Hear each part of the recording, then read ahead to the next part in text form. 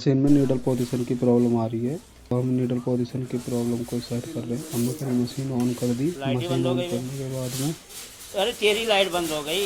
हमने अच्छा, नीचे स्पीड वाला बटन दबाया। अब मशीन को सेट करेंगे, व्हील को घुमाते हुए। व्हील को घुमा के हम सेट कर रहे हैं। टर्न में लेके आ गए। देखेंगे नीडल पोजीशन हमारी कहाँ पे रुकती है। इसी हिसाब से हमने 17 पे रोक दी। अब हमने सेव कर दिया, ये सेव हो गई। अब हमारी नीडल पोजीशन अब नीचे रुक रही है। दिखाओ नीडल पोजीशन चेंज हो गई। अब हम